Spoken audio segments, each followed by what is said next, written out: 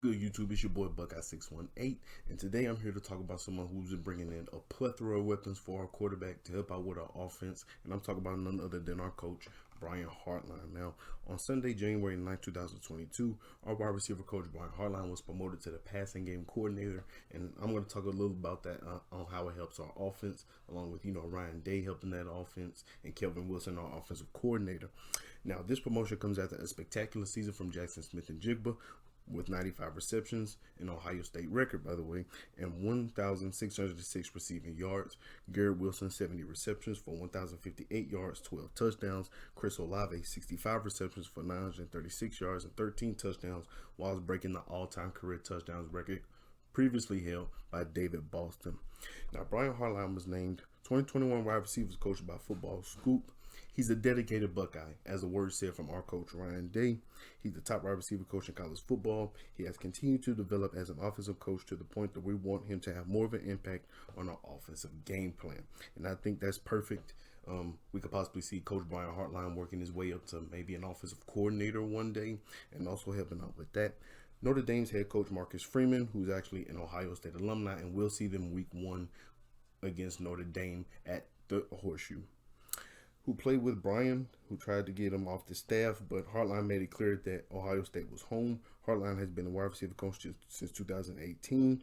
Marcus actually hired our former linebacker coach Al Washington to coach Notre Dame's defensive line. Now, the wide receiver weapons he's brought in, and I will name right now, Cameron Babb, a 4-star out of St. Louis, Missouri. He's been battling injuries since he's got here, but he's shown nothing but toughness and resilience since he's been here. I want to say he just graduated not too long ago, and hopefully he can touch the field one day and actually, help out our offense. Cameron Brown was a 4-star wide receiver out of St. Louis, Missouri. He went to the same school as Cameron Babb, but now you know him as he's flipped to the defensive side of the ball. Chris Olave, 3-star from San Marcos, California. The crazy story about Chris Olave is when they went to visit his school, they weren't even looking at Chris Olave. They were looking at, I want to say, a quarterback that was there, but the coach recommended them to take a look at Chris Olave, and the rest is history. And now he's one of the best wide receivers to ever walk through Columbus, and now has an all-time career touchdown record.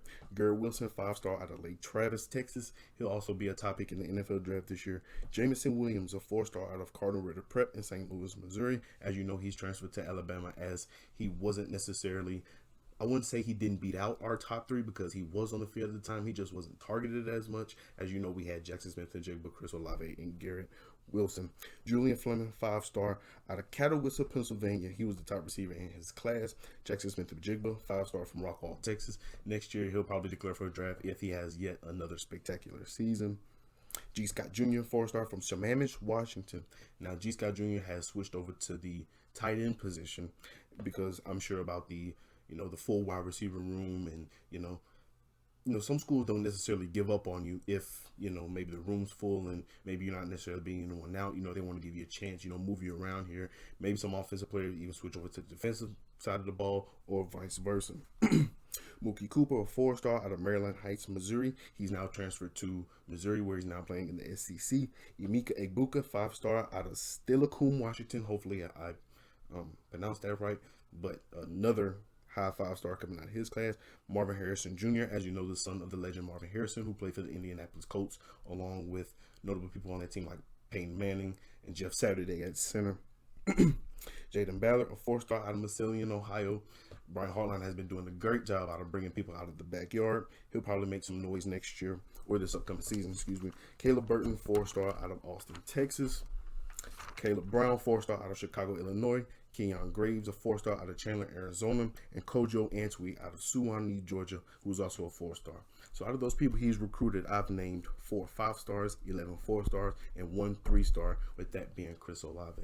Now, I love this promotion for Brian Hartline because he's moving in the right direction. Like I said, we can see him probably transition to the offensive coordinator part of the Ohio State football team, and I just love what he's been doing so far in terms of helping out the quarterback.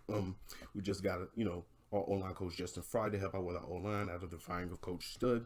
Ryan Day has been moving some pieces around because I'm sure he doesn't want a season like that where we have uncertainty on different parts of our football team. Our offense did great. Our defense was a little iffy, but Ryan Day has fixed that, and Rome wasn't built in a day, but I do believe in the process, and I think this is a great step for us moving forward.